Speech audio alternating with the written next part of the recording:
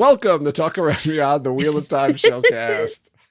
I am your host, Joe Perry, here with my co-host, Jen Isgro, Tom Kokoza, and special guest co-host, Brendan Johnston. Jen, how's that episode? It's good. It's 2/3 of the way finished. I think I'm going to remember the last third, I hope.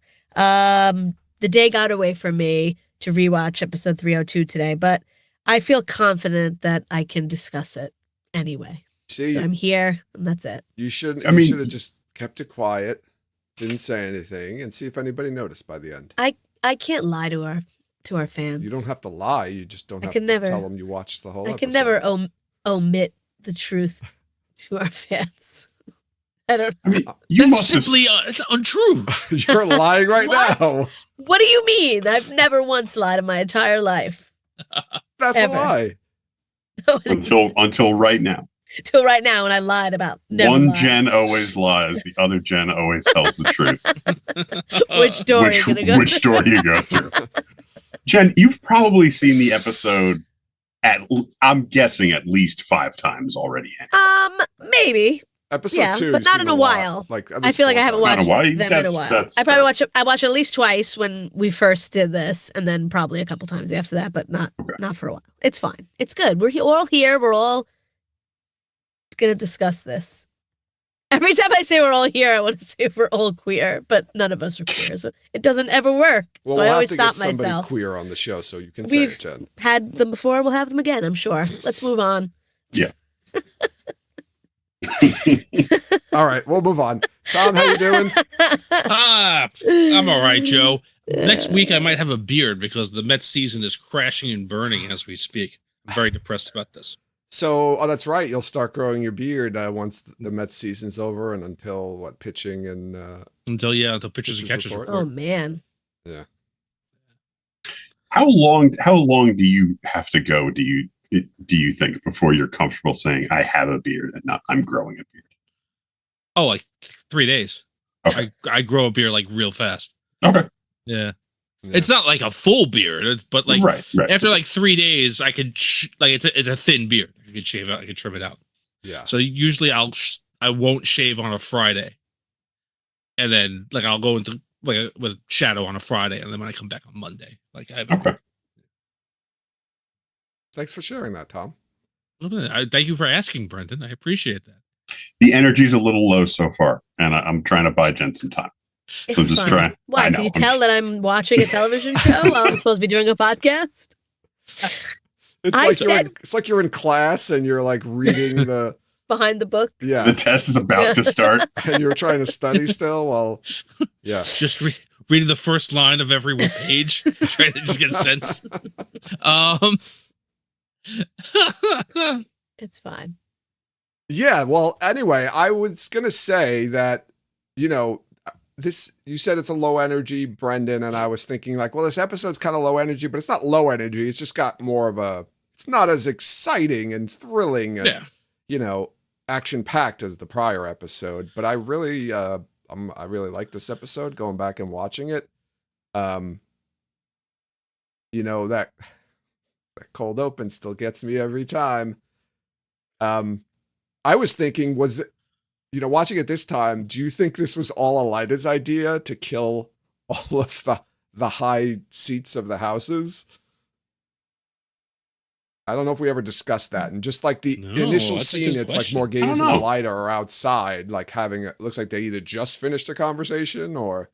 Well, it's been planned before right then. Yeah, like those people You had to get all those people on board with doing that. Oh, I know that, but Elida looks quite pleased at what's going on, and something made me think like, was this thing her whole idea?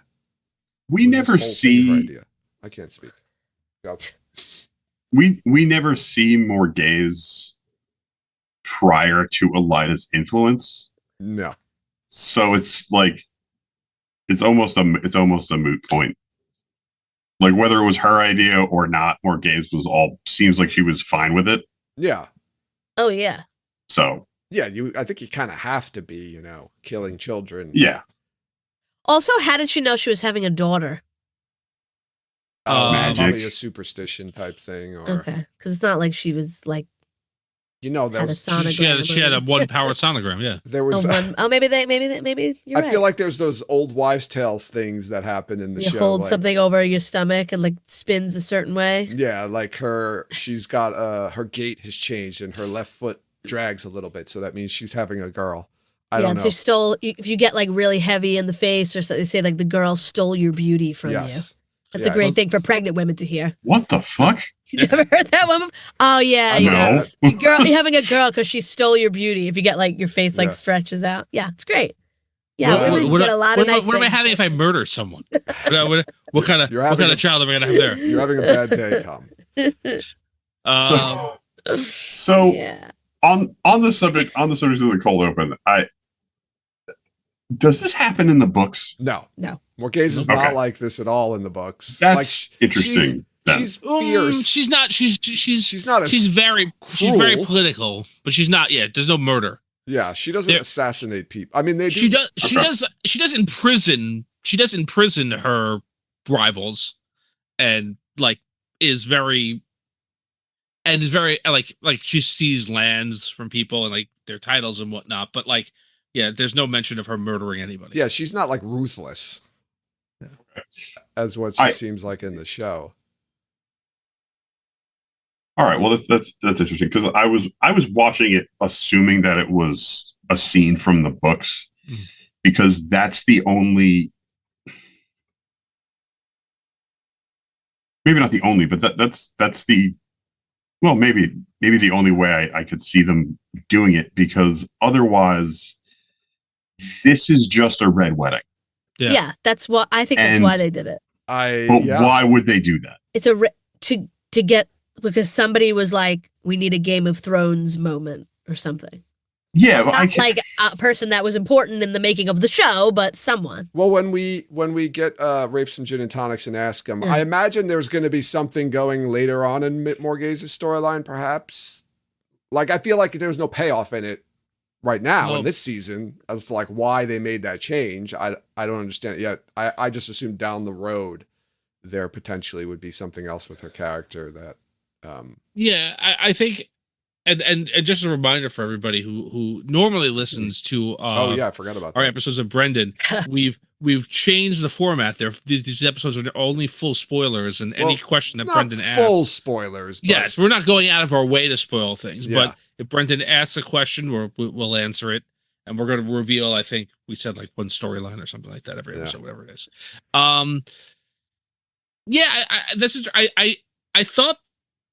I thought the reason they did this was one, like what Jen said. Like, I think that somebody at Amazon's like, start the season off with action.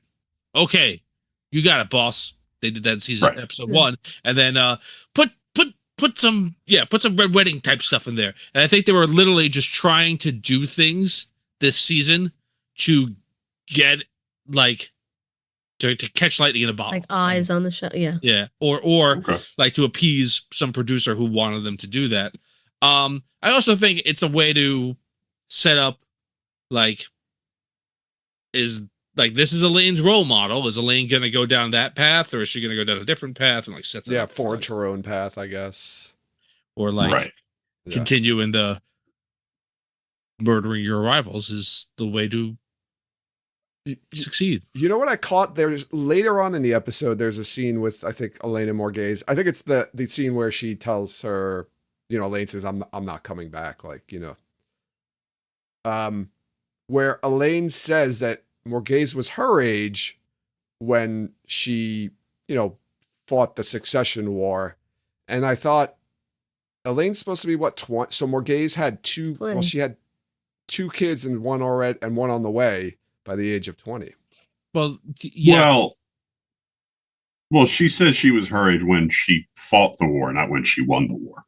Well, that means she would be even younger then, because you can't, right? So that she could potentially... No, the war could have lasted a long enough time that, she was fighting the war while she was getting pregnant. Gotcha. So, okay, so they're saying the war took a few years. Yeah. Okay. Also, isn't one of the boys not technically her son? I don't know what they're doing with that, Brendan, because something I noticed because in the credits he's got a different last name. He's a Damodred actually. Yeah, he's I forget which one it is. It's the same Galad, the older one. The buffer one. But they introduce him as Galad of House Trakand when he arrives. So. And in the cold open, like Morghese shows a lot of affection to him. She like hugs him and kisses him right before. Yeah, he runs up and calls her mommy and everything. Yeah, so I mean, I don't know how they're playing it because from that scene, it looked, you would think that that's her kid, especially because in the books she's not as affectionate with him. Yeah. She's not like cold to him. No, but she's not as like. Well, she's not affectionate to any of them. There's a whole but there's a whole thing where like she never really thought of him as a son. Yeah. And probably because he reminds her of her husband. Right. Yeah. So who, as you can guess by her husband's last name, was just a peach. Yeah. Well, yeah, he's related to Moiraine. Yeah. Moraine's cousin or something, or uncle. Galad's another shitty Moiraine nephew. Yes. Yes. Some other Damodred dipshit. He's better than the other one. He's wow. It doesn't take much, I guess. The other one's actively evil. Yes. The other one made good sandwiches. I was just gonna say, probably doesn't make as good of sandwiches as him. Yeah, so I was kind of interested to see where they were going to go with that as well. I got the impression that Galad was her kid just because of that one scene, but it just might have been a logistics thing where like he's, But then why would they credit him in the credits as Galad Damodred? No, that I don't know. I'm saying the reason that she showed him affection in the beginning was I'll say she couldn't do it to Gawain because he was a baby, and they did it just. I guess. Yeah, I think it's just more along the lines of like. They're trying to set up some sort of like she is protective of her family and she shows them love and affection and fuck all y'all. No, I agree. Well, she does say later when we're jumping ahead a little bit. She does say later when she's talking to Swan about what it's like to be a mother, about how like every morning when you wake up, the first thing on your mind is whether your daughter's breathing. Yeah. And her two sons are just standing there like, she does not give a shit about us. They're not important. They're not. I understand that they're not. It's right. And they did still announce Gawain as the first Prince of the Sword, which is the firstborn son's role. So I think and Brendan, I don't know if you listened to that or not, but we did an interview with the actor who played Galad, and you did an interview with him, I think, right? Was it just me? I think it was just you. Yeah. Was it? I wasn't there. There was at least one that was just you. I wasn't there. I had Napper by myself, Nynaeve too, and just Zoe by myself. I thought I was. Jen, was it me and you? It might have been I think I wasn't there for that. I don't even remember anymore. Isn't that sad? But I thought I was there. So we asked him in that interview if he had like any advice for his character, and he gave a response that like we didn't release. I think with the original interview, we did it after. I think I bleeped it out. Yeah. Oh yeah, you had to like bleep it out, not bleep it out. Yeah, it was a future. It was a future spoiler. Yeah. So I think, like, with that in his mind, like with him knowing like that's where his character was going to go. Mm-hmm. I do think that yes, he's not like Morghese is not his birth mother. Got it. Yeah. I was watching the scene after, right, when Morghese and they all arrive and they're in the hall, right, waiting outside the hall. And there's that great just like cutting between the two of them, and like Swan's like Lyanna's like, should we let him in? And Swan's like, no, not yet. Make them wait. And then it comes back to outside, and like Morghese is getting frustrated, and you just hear somebody cough in the background. I didn't notice that. I was like, that's a great, that was a great thing. Just put in a cough. Or if someone really coughed, that would be funny. But it was just funny hearing the cough, because they all look over then like, I liked, I never noticed when Elida walks in and she sees like a crack in one of the pillars. Yeah. I never noticed that the first time. I was like, oh, she's like picking up on stuff like right from the beginning. What I thought was even stranger was that they announce all of them, and like it gets to Elida, and a bunch of the sitters look very surprised that Elida's there, but they all know that Elida is like Morghase's advisor, so like why would they be surprised that she was there? I don't know. I got the sense that after Elida did not get elected to the Amyrlin seat, she did not come back to. Like I got the sense that this is Elida's first time back at the tower since she lost the election. Yeah. Oh yeah, I think you might be right too. So yeah, it's more like holy shit, 20 years. We haven't seen her in like 20 years. She looks so good.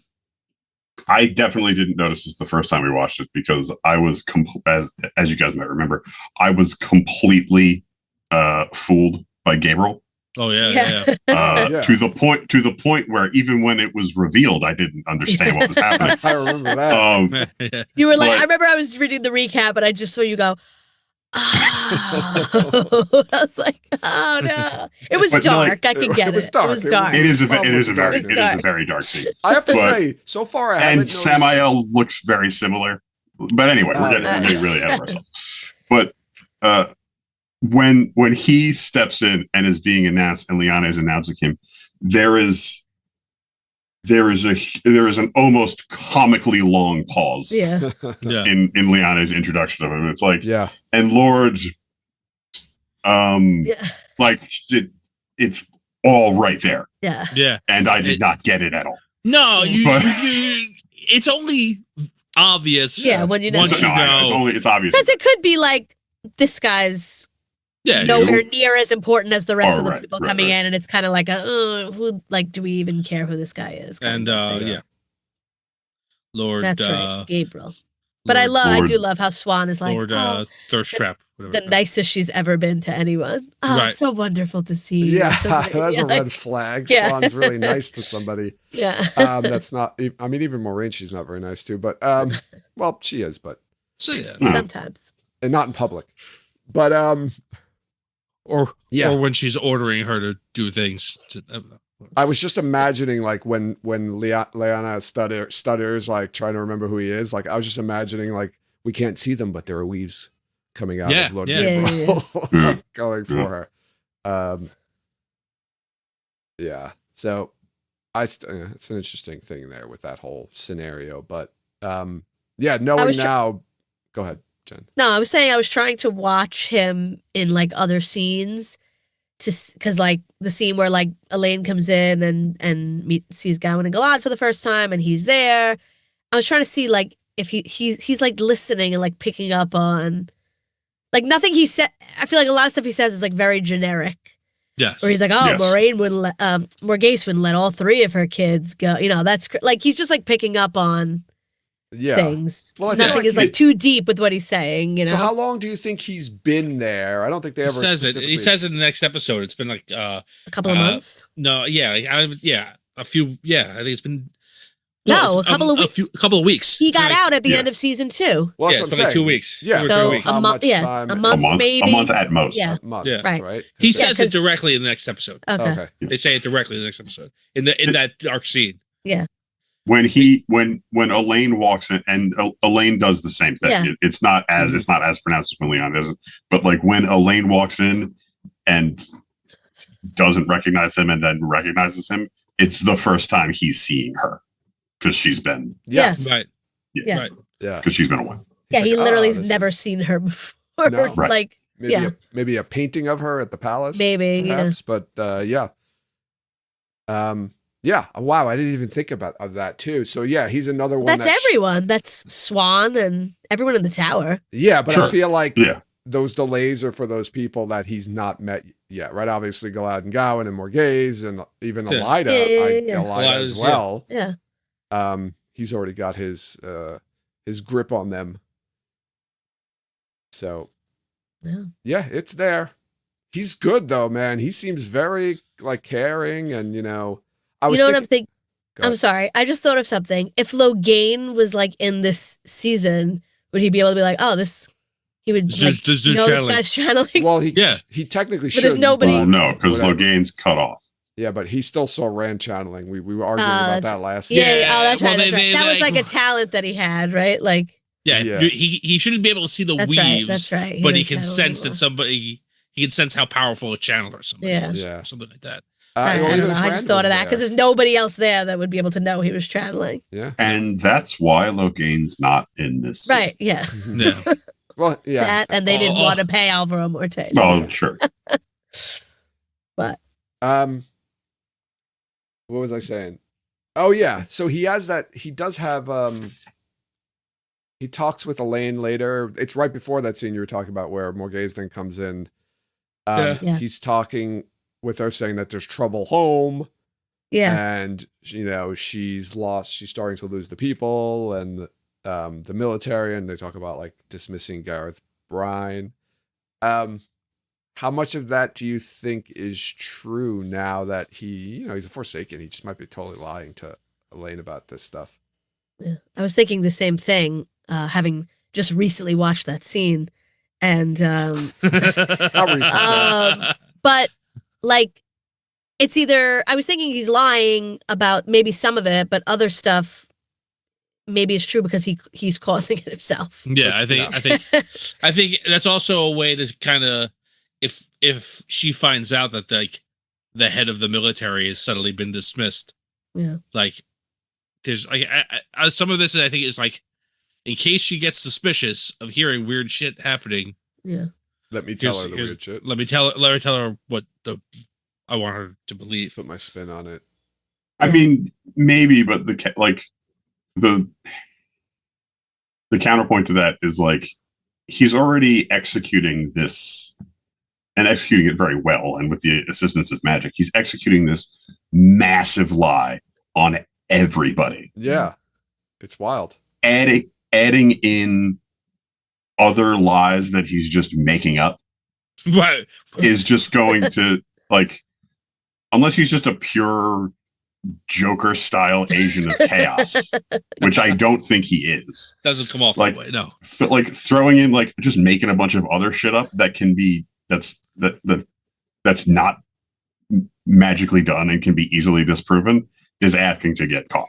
But can he just like, if he fucks something up, could he just be like, erase it and go back? Like you know what? Now and pretend like this conversation didn't even happen. Let's start over. Like, you loved everything. Like just do an edit undo. Yeah. A Control Z on the line. Maybe. Yeah, but I think you're right with that, Brendan. And they just again not to go to the character that they name drop, that head of the guard or whatever is a character that is like heavily featured in the series. So like that's a kind of a tease for possible future seasons, I guess. And yeah, like if like this massive con that he's working or whatever, like if he wants to eventually if he wants to be running the most powerful kingdom in the world, like he needs to make sure he's eliminating any kind of distractions or whatever.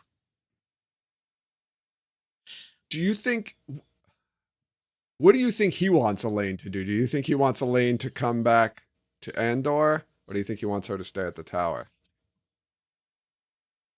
Or do you think he's behind Morghese going to the White Tower? I don't. I think he would rather Elaine leave with him because then she is under his control. Yeah. And untrained get rid of her.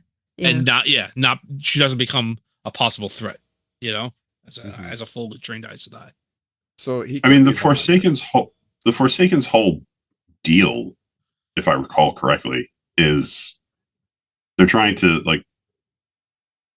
get Rand's friends either turned, imperiled, or dead.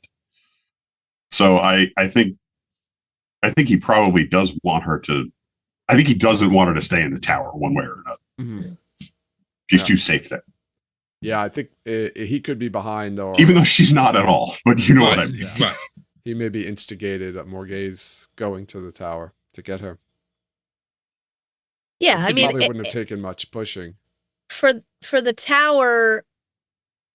For the like Andor plot of taking over Andor, it benefits him to get rid of her because when she's gone, he can just kill Morgase, and then there's nobody else after her. Yes, at the moment. Also, legit take the throne. Yeah, the original plot of I'm just thinking of Morgedian last season saying like they're ours. You know, all five of them. She's not actually one of the five, so forget it. That doesn't work out. Yeah. She's the sixth friend, but yeah. So either way, it benefits him, I think. Yeah, to get rid of her. I enjoyed the Elaine scene with her family. Yeah, I really liked that. There was a lot of conversations in this episode, right? It's scenes between these two characters, between those two characters, this group, that group. Yeah. I really enjoyed them though. I feel like this episode maybe had some of the best writing in the series. I don't know what y'all think about that. I thought these conversations were great. They were well acted, well written for the most part. I don't know. It's a bold statement, though. Yeah, it's a lot of talking, but it moves. Everything's like useful in moving the story to the next. Yeah, I don't think anything's like just to fill time. Yeah, I mean, they introduce 5 new characters that are to the audience relatively important. Mm-hmm. In just in the storyline, and you get them and you understand. Gowan's a little weakly drawn here, but everybody else you get a sense of like, oh, she's like this, she's like that. He's a prick, he's a fop, whatever. Yeah. Yeah. The thing about I agree with you that Gowan's a little weakly drawn, but I think that's just his personality. I don't think that's a shortcoming. I think Gowan's just, I think Gowan's just kind of a flake. Yeah, I'm with you on which that. Is fine. So that's how some people are. Yeah, I know plenty of people in real life who have poorly drawn personalities. I'm right here.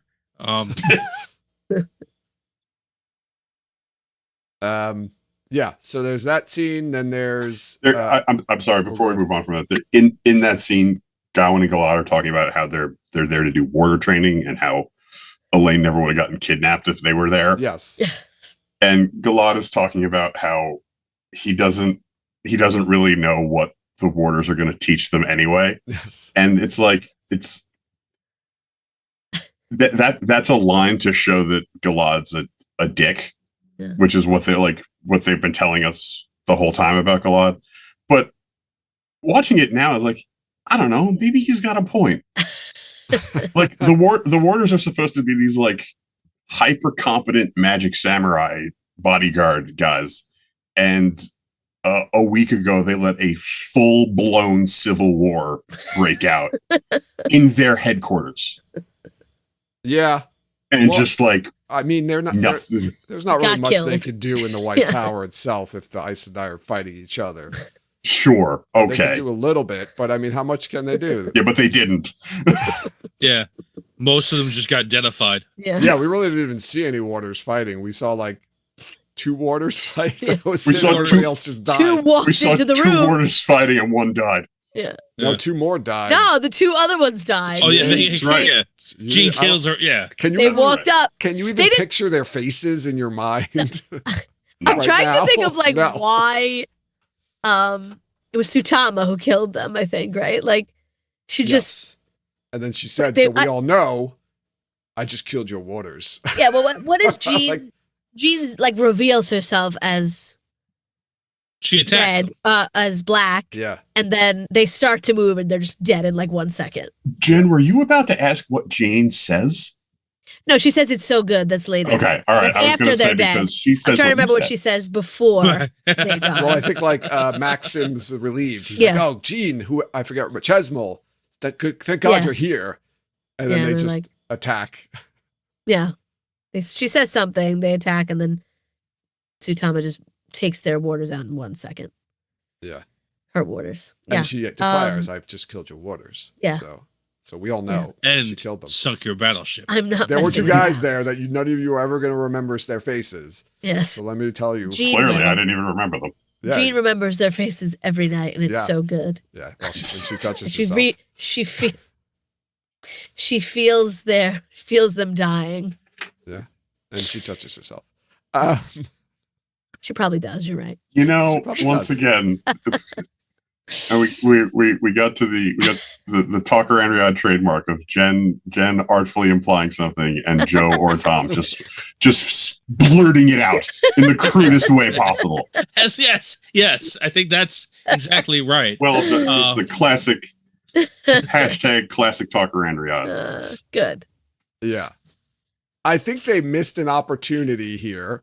So in the scene where Swan arrives with Morghese to Elaine's room, and you see Swan and Elaine's like, mother, and then Morghese walks over and she's like, oh, mother. I feel like they could have put in like a doctor, spies like us scene right there. Mother, daughter, maybe some other Aes Sedai come by. This isn't a comedy, Joe. Yeah, because that's what the show needs. Chevy Chase comedy. It would have saved the show. Classic comedic moment. Yeah. But that's what I thought of when I saw that scene. I was like, oh, they should have put Spies Like Us. There we go. Let's do it. You are the only person I've ever known who actively references Spies Like Us more than once. Yeah, he does it. He does it fairly often. That's a good movie, and that's probably the scene I always reference. It's not a good movie. It was just on WPIX a lot when you were 11. It's a great movie. That's how you judge movies, Brendan. The more we talk about it, the better that movie becomes. Yes. It won 7 Oscars, Brendan. Whatever played the most when you were a kid. Whatever you had on tape is the best movie. Yeah. Yes. Channel 9, what was it on Channel 9 on Sunday or? Doesn't Bob Hope have a cameo in that? He might. I don't remember. I think you're right. He does. Just playing through where he just comes in like it's a golf ball out of the tent. Frank Oz is like the proctor, the test proctor in the beginning with that whole scene. That's a funny scene too. Anyway, Frank Oz. Yeah, Frank Oz. This is so stupid. I can't even do a Talker Andriod pun about Spies Like Us. Spies or Andriod? That's terrible. No, let's move on. Nobody wants to listen to that podcast. No. There's an interesting scene where there's actually 2 scenes back to back where Elida's trying to find out what's going on in the tower. She's talking with Morghese and she's like, I don't really know. Nobody will tell me anything. They're very tight-lipped here. And I'm thinking like, well, none of the Aes Sedai will talk to Elida and tell her what happened. I was like, is that like a damning, something damning for Elida? But then like Varen mentions in the next scene how Elida's still very well liked here. So I'm like, who the hell is Elida talking to that nobody's telling her what happened? I think there's like a tower-wide but she's an Aes Sedai. Order to not talk about it. It doesn't matter. Nobody's allowed to talk to anybody. Because like Elaine was like, I can't tell you what happened. Like, I'm not allowed. She's a novice though. She has to do it. I know, but I think it probably just went across the board. Like, we're not going to talk about this. Nobody say anything.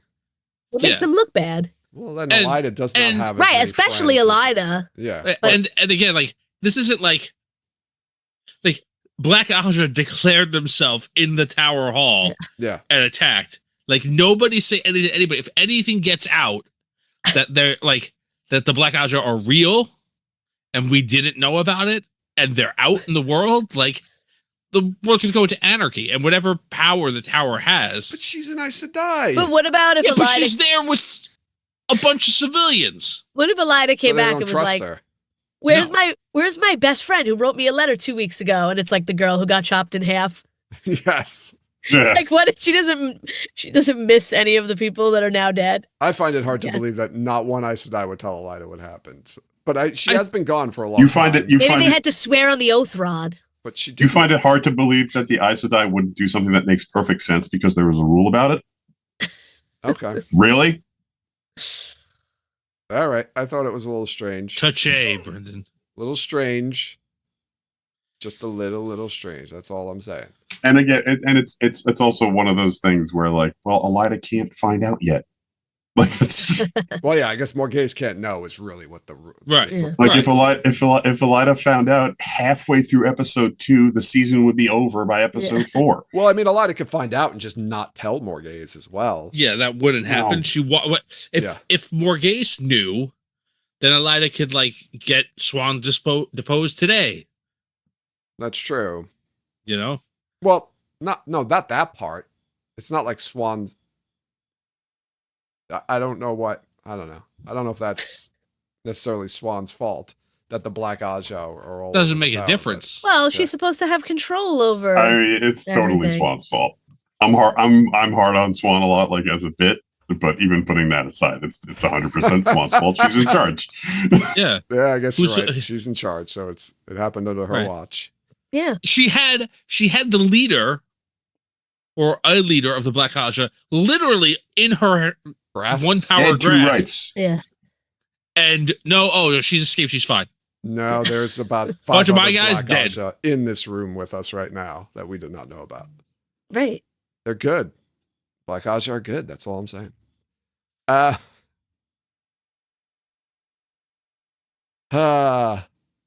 lot of this episode takes place in the White Tower. Yeah. Majority of it. Yeah. Yeah. You got some, traveling around stuff. But yeah. New fun line. When Min says to Matt, when she goes to get him to bring him to Swan, she says, "Bring the horn." And he looks at her straight face and was like, "You heard about that?" Like totally straight. Like how did you know about that? That I had the horn. How did you know about that thing I've been going around talking about to anyone who will listen? Yes. Just because I've had some artwork done with me. Holding it. Yeah. Also in that scene, it has one of the show's trademark weird anachronism phrases when Min is talking about how something is above her pay grade. Oh yes, she did say. That's true. That's a good one. Like really? I don't think they have those. The people in the tower get paid. They have a pay grade. They have a fantasy spreadsheet that shows like how many. It's a G3 tier. You've been right. You've been here this many moons, and you get X. The orange Aja is HR and payroll. Right.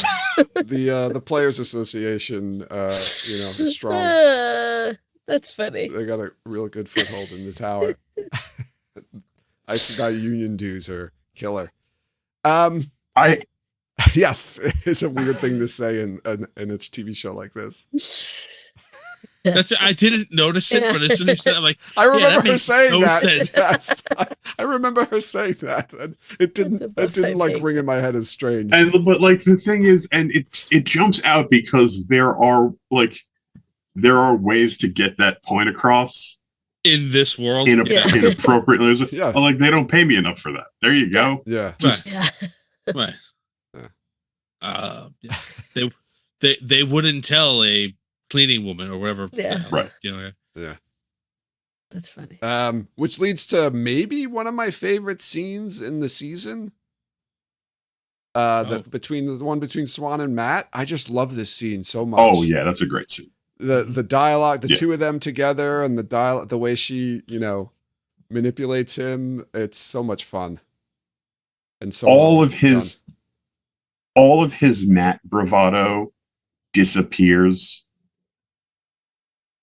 like instantaneously, but in a different way than we're used to seeing it disappear. Like he doesn't get depressed and down on himself. Yeah. He's just like, he's been called to the principal's office. Yeah. Yeah. Like, and he knows the principal. Like, yeah. And he knows he's beat. And but he also like instinctively doesn't want to disappoint her. It's very well done. And yeah, I love his revelation that, somebody's gonna try to kill him to take the horn because of the whole death thing that he didn't know about. Right. Right there is when he really. And then this is also the part where Swan tells him about her ne'er-do-well uncle who died saving an orphanage full of children from a fire or whatever. Yeah. And Matt says, like, I'm no hero. When Matt, my dude, you are objectively a hero. Like with a big H. You have like a capital H hero. You have a magic horn that King Arthur came out of. Right. And said, you and I are equals. Yeah. Right. You're one of us, Matt. Yeah. And you were on a tower and a flaming dragon was flying around you and your buddies. I know you're down on yourself. I know it's been a rough go, but come on. Right. I was very upset. Well, you would have been hearing that for the next probably 4 seasons. Yeah.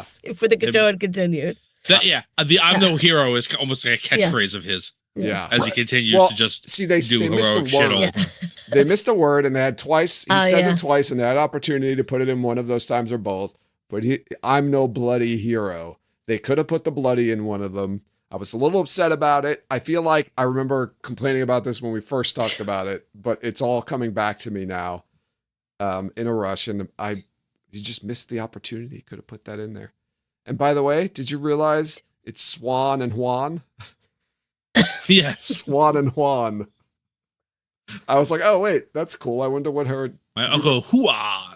Oh, okay. Her uncle's Huan and she's Swan. Suan and Huan. Yeah. I wonder what her dad's name was. We just call him Mr. Sanjay, right? Mr. Sanjay. Yeah. I'm still working on that song. I think about it every once in a while. Yeah. Coming out of my hut. It's there. Mr. Sanjay. It could be a fun video there. Coming out of my head. I forgot about it. 100% what the song was. There's only one scene to pull from, so I don't have a lot. Yeah. No, yeah, well, that's fine. I think it's okay. Mr. Brightside. The whole song repeats the same words, so I don't really. That's true. There's only one verse in that song. Yeah, I feel like we created a lot of backstory and family dynamic for Mr. Sanjay when we were reviewing that episode. Yeah. So you can just go back to stuff that we did. But I wonder what his name was now that we know Swan and her uncle Huan. If that's her dad's brother. It's not Huan. It's Huan. It's Huan. It's Huan. Yeah, I know it's Huan. But Swan and Huan. If that's her dad's brother. There it is. That's what I was doing. 100%. Yes. Jet Angle classic Tongararion. Al Pacino giving that speech to Swan. My uncle Huan.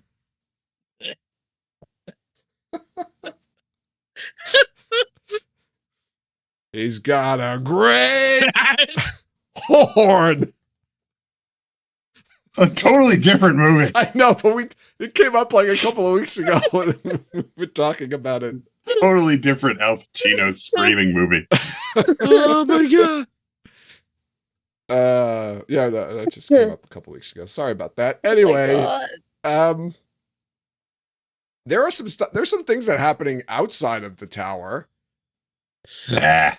I feel like boring. Going back to that scene where Perrin and Loyal and them come through the Waygate and they talk about the longing, and like it just gets to like, Loyal's like, we start getting ill and like never finishes that sentence, and I was like, ooh, is this like the foreshadowing that he's going to die at the end of the season? I do think this is a little like built in, because like start getting used to the idea, like he's clearly experiencing it here and like trying to move past it. So I think this is a little bit of like trying to prepare the audience for the fact that like, hey, Loyal can't be around that much longer. He's gonna have to go back home or fall into an endless pit. One or the other. Belonging forever. Whichever. I actually think it's and there might be a technical term for this, but I don't know it. I actually think it's reverse foreshadowing, because I remember talking about this when we talked about this episode the first time, because I was saying how, or maybe I said it in the first episode, about how I'm gonna need to see another Ogier soon, and we were saying that Loyal talking about going back to his steading question mark? Yeah. kind of implies that he's gonna go back to Ogierville or whatever, and sure. and we'll see some more then. And that is not the case. No, I think we so were it's talking like about this as well, as if we think there's a red herring Ogier in the show. That's what it is. Thank you, Tom. Yeah. Yeah, just like communism. Watching back at this, I was like, oh, I didn't think about it then because I didn't know Loyal was going to die at the end of the season. But watching it now, I'm like, oh, this is starting to plant the seed. Yeah, I think it is in a red herring-ish way, but like, yeah. So again, like just to talk a little bit about like there was that concept and all of that exists. Yeah, that's not fabrication of the show, but like you have to be out of the setting for like years before the longing like really hits you. Right. It's like Loyal doesn't deal with that, and also in the books when you don't have to worry about special effects and makeup budgets and things of that nature. Right. They go to the setting a bunch of times. Yeah, right. They pass through many setting in the show. Right, books. So he gets to chill out there a few times. But yeah, I think it's a little we won't tell you the names of some of the settings, Brendan, because you'll probably get angry. But they're just names. I don't know. They're just I don't know. I feel like Brendan would get upset about them. Let's see if I have a list of settings here. I can think of two off the top of my head. You want to go for it? Let's see if Brendan gets upset. Setting Sofu. Yes. TSOFU. Does that affect you in any way? How you feeling, Brendan? No. Wait, are you a fan of the cartoon Doug, Brendan? Yes. So every time I read Setting Sofu, I sing it to the tune of Killer Tofu. That's the second time in the last 6 hours that Doug has come up. Really? Wow. What's going on? Isn't there Setting Shanghai, I think. That's the other one I can think of. Yeah. Why would this bother me? I don't know. I'm not quite sure. Yeah. I'm not, that's I don't know. Why did you think it would bother him? Oh. It's all fucking silly, Joe. Okay. I thought it'd be more silly for you, but I guess not. No. Tom comes up with some weird ones over there. I don't know. Those are the two that I think I know. Yeah, those are ones I think they visit. Yeah. I don't know if they visit any more than those two. Where is he from? Is he from one Sofu? Of those. One of those, yeah. I think. Anyway. That's my only note I have here for that whole Perrin and the Two Rivers storyline. Yeah, it's yeah, the landscape is very nice.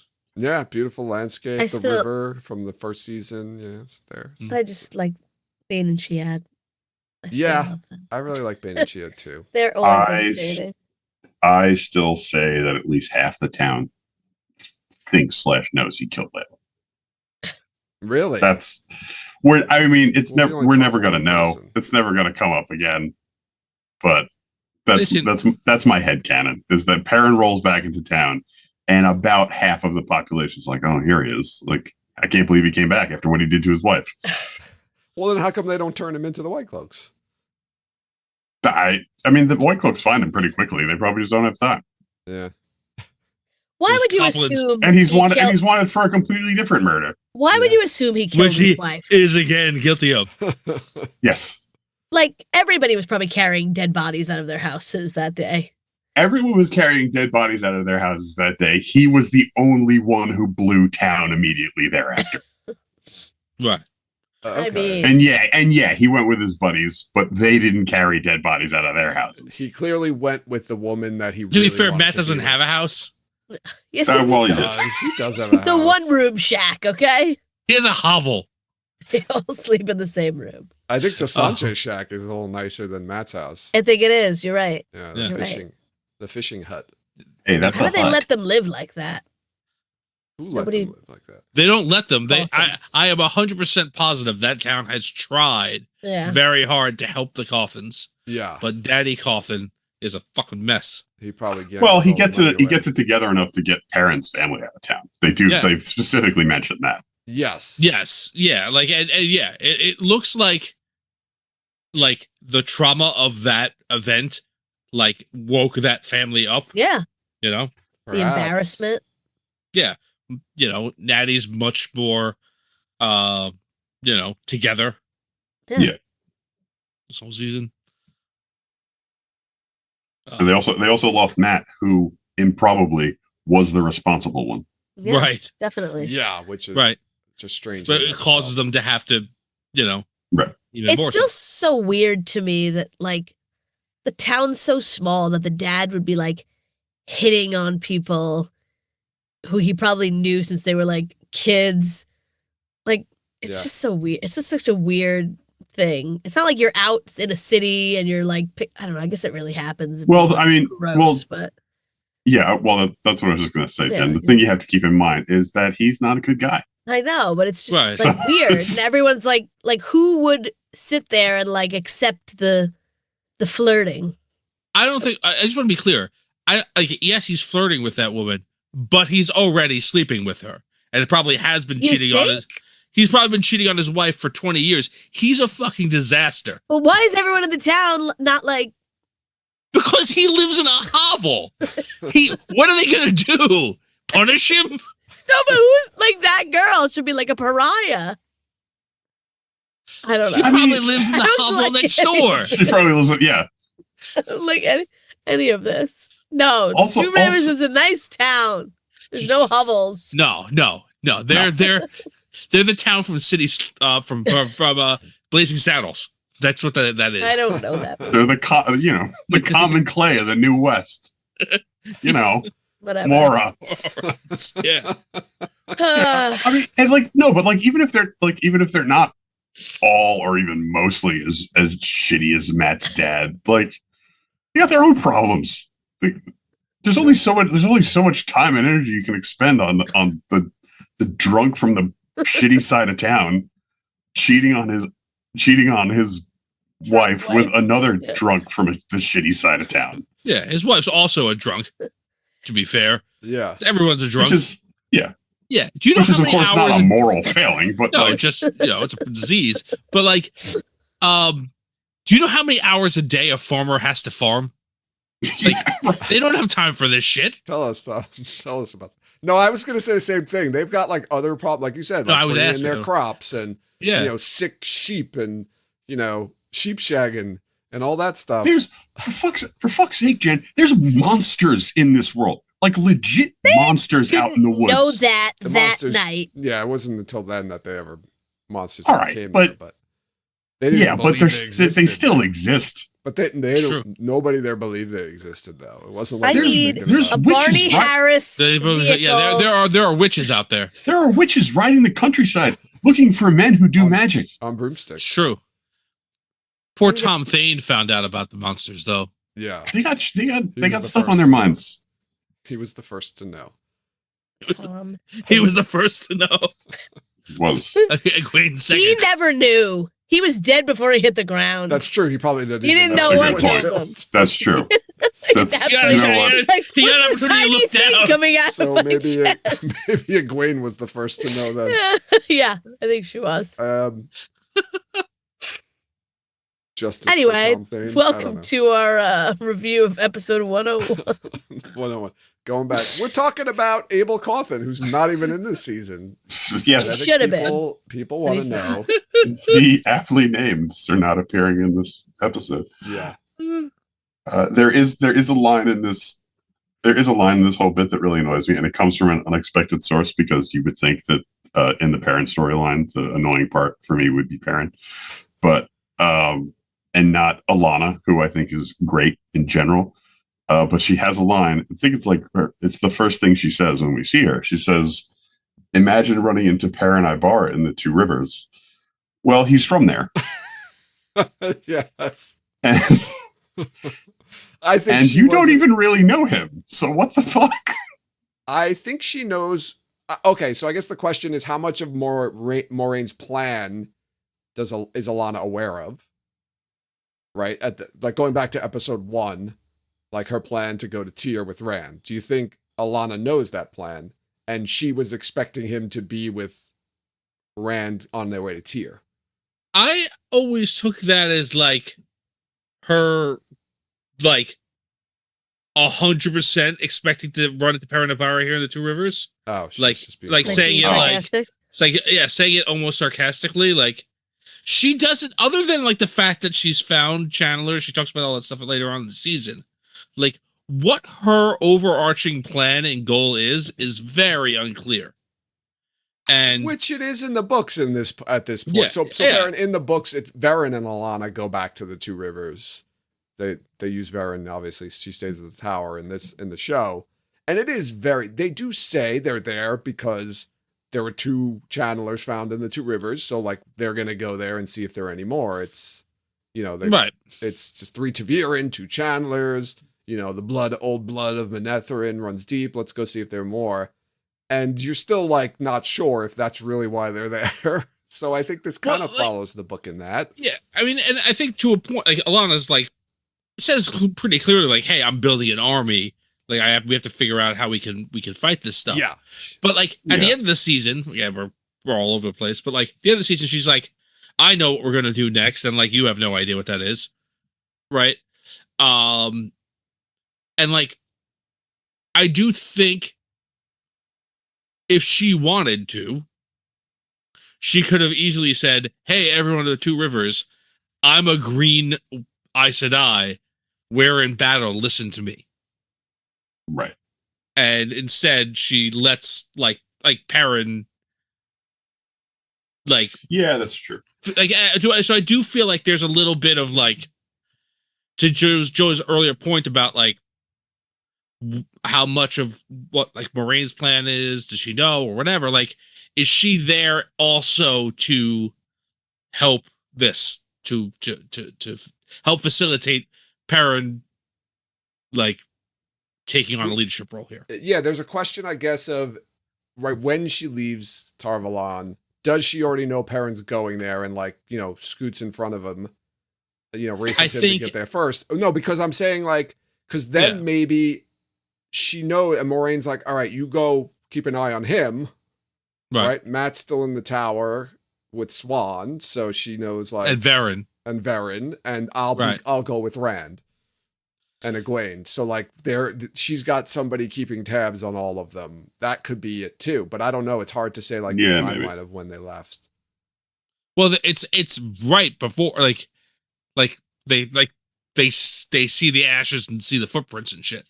So it's really relatively quickly. Maybe like a day or so she gets there. Yeah. And so I don't know, like, did she figure out he was leaving? And like I said, raced in front of him to go through the ways.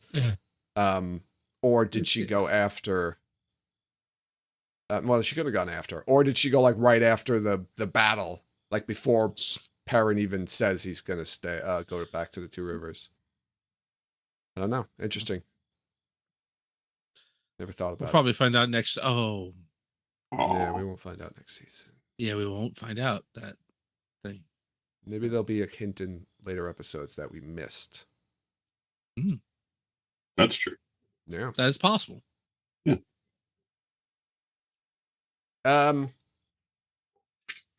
The Rand, Egwene, that whole group with Moraine and Lan. I didn't have too much there.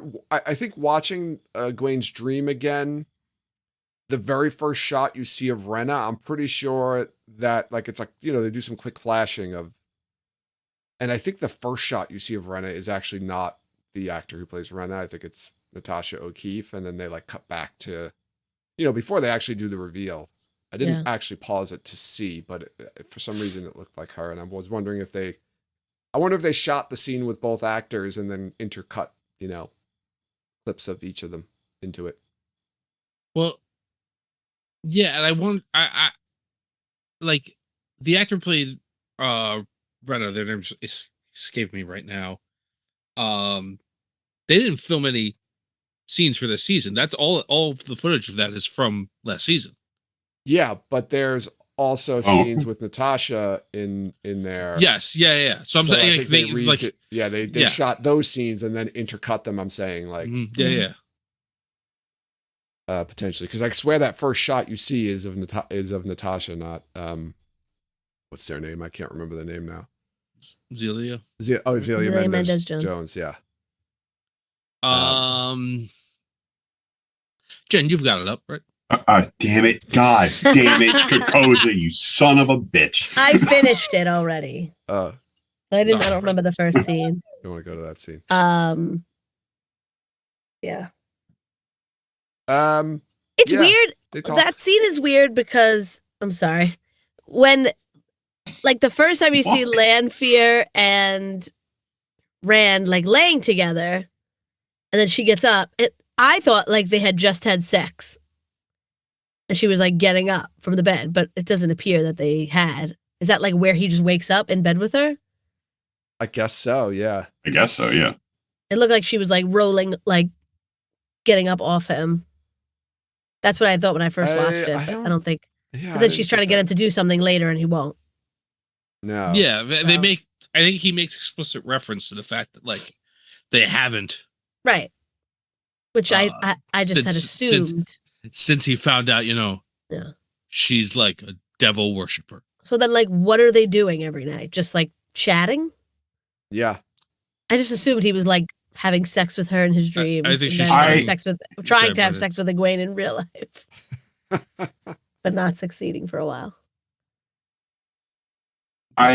There is a point in that dream sequence where she's, I forget what she's saying, but he turns his face toward her as if to kiss her, and she turns away. Yeah, she and does. Says something to the effect of, like, "Oh no, you can't," or like, "Oh no, you said we can't," or something like that. Yeah, and like she's what I don't know what Rand's doing every night. Yeah. But what Lanfear is doing every night is fucking with Rand. Yeah. Yeah. Cock tease. Yeah, that's what I was going to say. Torturing Egwene. And torturing Rand. At the same time. Yeah. I've throughout my time on this show, I've made a lot of, I assure you, good-natured fun of Jen treating Rand sometimes like he is a secondary villain, because of how he behaved after a girl broke up with him and thought he was dead. But in watching it today, for whatever reason, the whole Rand having nightly meetups with Lanfear in his dreams, it finally hit me, and like, oh, Rand, buddy, this isn't good. Yeah. This is not okay. Yeah, you shouldn't be doing this. To be fair, he doesn't have a choice. He doesn't have control over it. So I get that, but he's not hating it. Yeah. But he's not hating it. Don't forget, she's been visiting him like every night for the last month. So you'd have to imagine in the beginning, it was like he probably struggled a lot more, and it was probably more of like standoffish, and he was just like, well, this is gonna be happening. I might as well just whatever, do what I can with it, and not resist it. I don't want to say not resist. I know what you're saying. He was also like, I'll just play her game for a while just to keep myself occupied. I have no idea. Well, he's also was legitimately in love with her. Yeah. Before he found out that she was like a demon, and like, I love this show. Anyway, like she's a person. Yeah, but like she is psychologically manipulating him to the utmost. That being said, like I do think that this season, like Rand goes down a dark path. Like there's a lot more, and not like not like a Luke in Return of the Jedi, where he's never going to turn bad. Like in a everyone he's gonna go crazy one day. Like, is it starting to happen now? And so yeah, I think that as justified as it might be, or as I think what he is doing to Egwene in not the dream world is really messed up. Like, he should not be trying to get back together with her. Like, he's got some other shit that's going on in his life. Yeah. And like, again, I understand that he doesn't really have a choice, because she is just showing up in his dreams, but he is also very obviously not telling anyone about it. Right. Well, Moraine knows. Yeah, she said Moraine knows, but Moraine knows. She says that Rand told her. Rand's told her, Moraine, that Nynaeve has been visiting him. That comes up in that conversation in the first episode. Okay. Well. All right. Fine. Forget it then. She does. She said he told me you've been visiting his dreams. She says to Lanfear. Every night. In the context we're talking about. Yeah. He's not telling the person that he should be telling. No, I don't even think does Egwene even know that he was sleeping with Lanfear? Probably not. Right? No, until she sees them together. Moraine's not saying anything. Moraine's not going to say anything. Well, no, because even though Moraine should say something because she wants not saying anything them either. to break up, right? So I don't know if Lan knows that there were.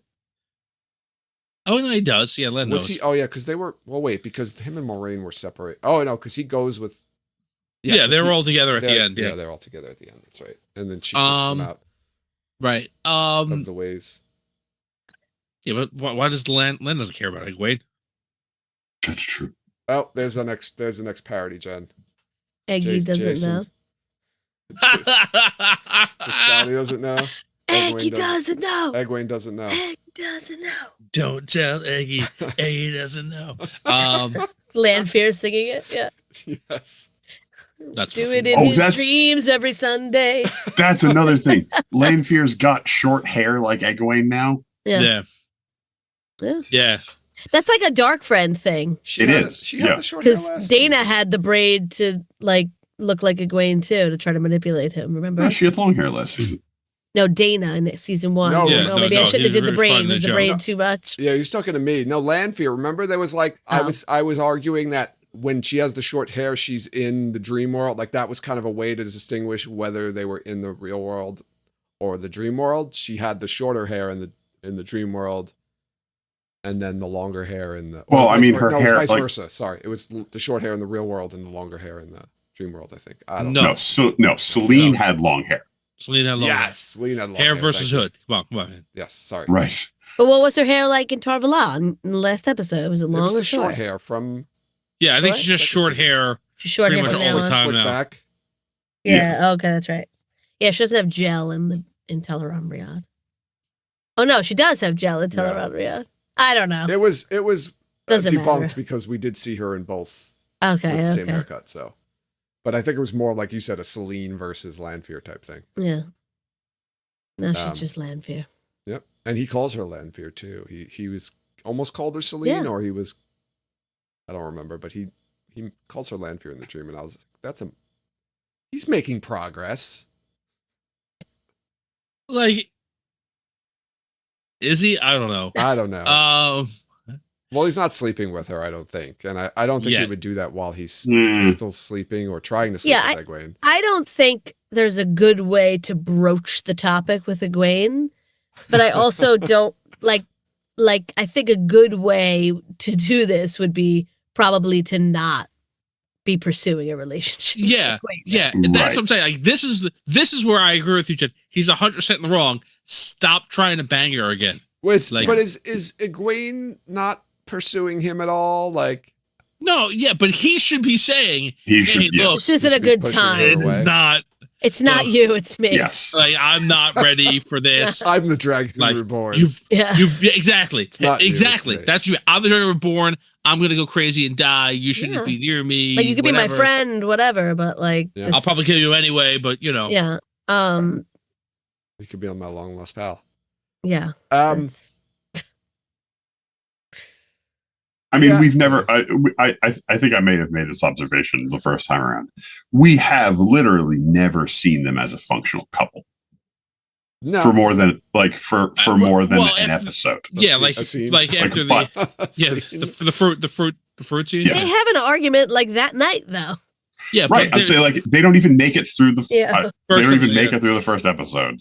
We've never. That's what I'm saying. We've never seen them as a functional couple. It wasn't to speak of. It wasn't really an argument that. It was just what he stormed off and was gone in the morning. It wasn't an argument. I wanted to be in a relationship with you. You said no. Yeah. Wait, when are you talking? Which episode are you talking about? The last episode? Episode 101. 101. Oh, 101. Okay, I thought you meant 301. I was like, they were No. 301. like, they have that was sex a mirror in. rand. It wasn't. Yeah.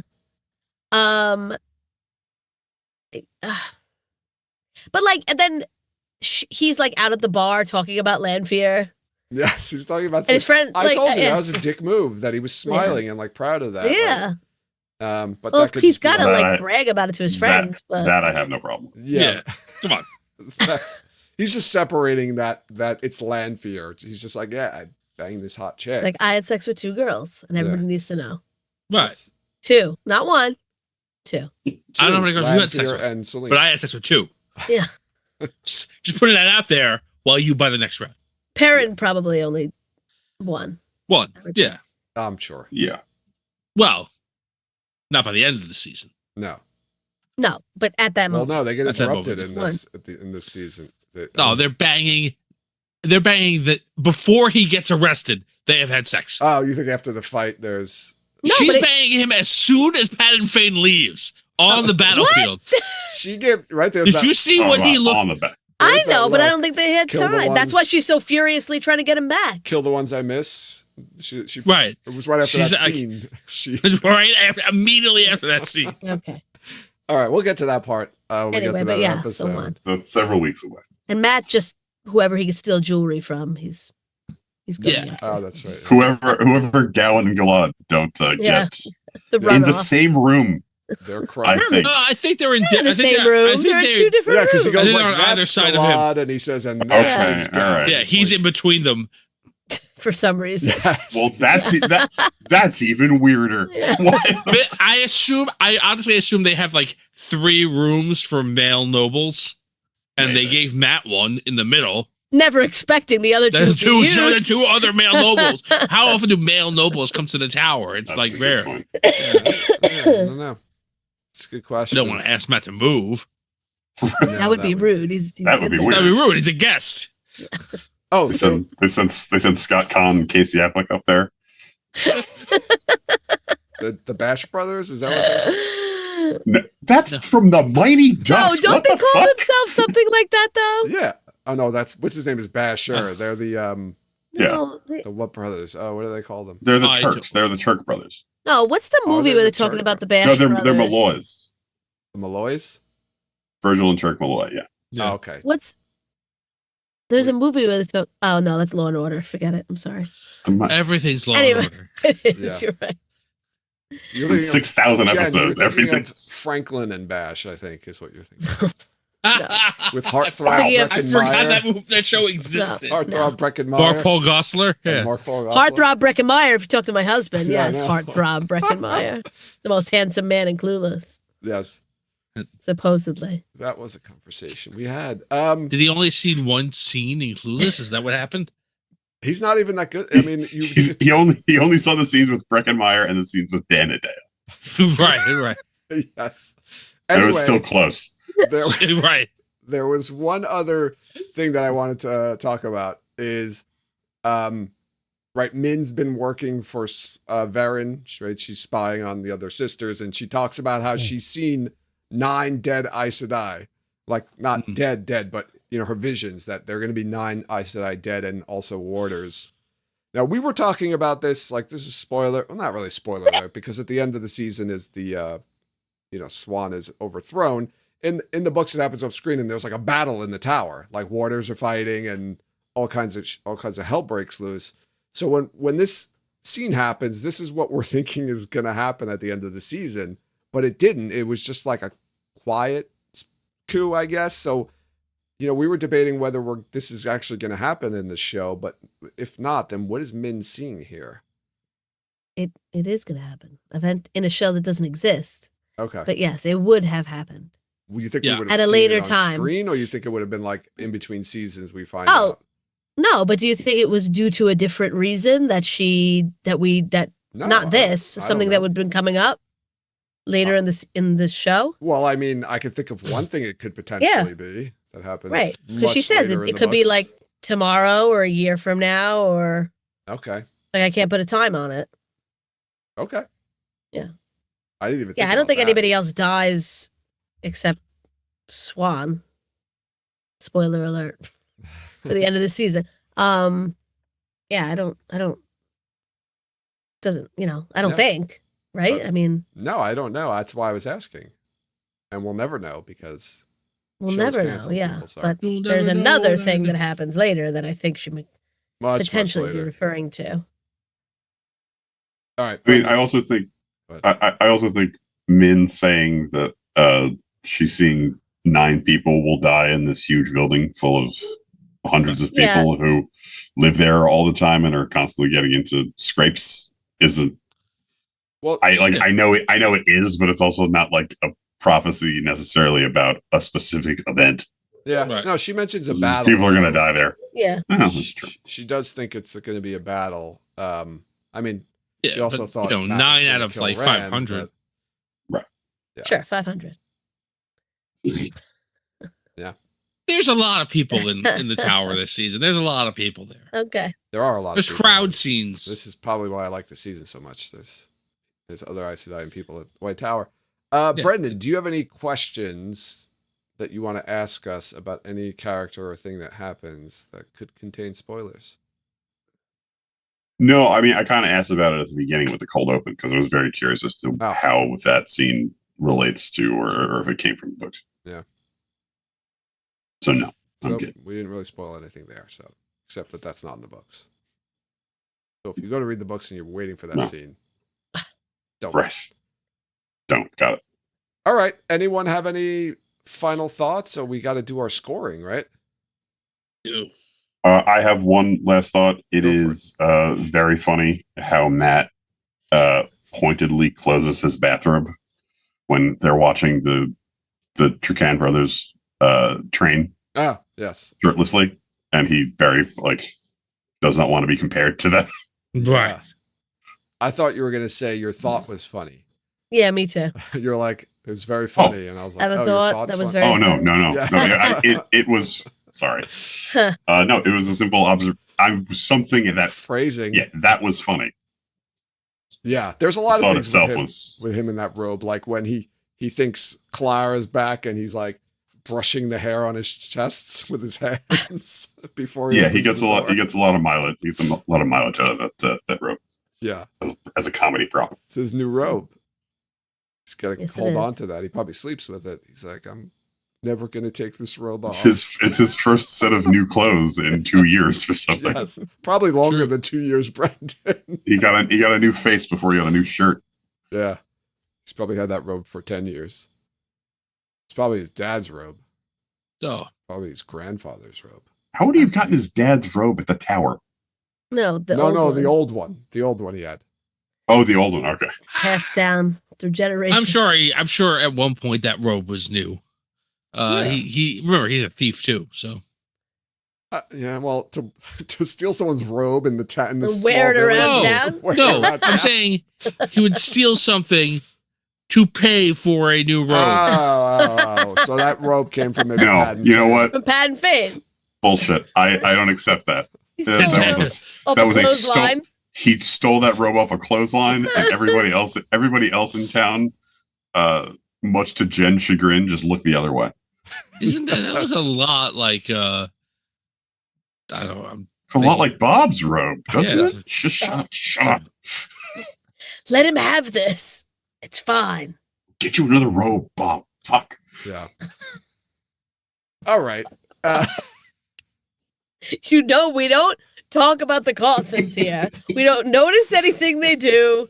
It's not a big deal. Leave them alone. That's just the Cothans being the Cothans, right? One day he'll get his job back.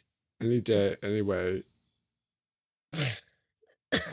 Who wants to give a score for this episode out of 5 stars? Jen, I'm putting you on the spot since you didn't finish watching the episode until I just did. Until a few minutes ago. You just did. Oh, I did. While we're doing the show. No, about 50. I did. Yes.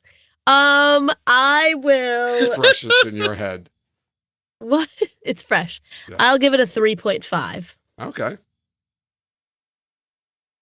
I will give it a 3.75.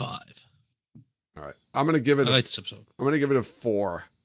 I like this episode. I really like this episode. I liked all the dialogue scenes and the scenes with the Tricans and Matt and Swan. And I mean, I think Huan. I think the all the tower stuff was really good. And the IO waste or the trip to the IO waste part was pretty good. The parent stuff was okay. Yeah, he had to get there. I think it was just set up, I think. But I like the episode. I like the way it flowed. Like I said, I think the writing was really done well in this episode.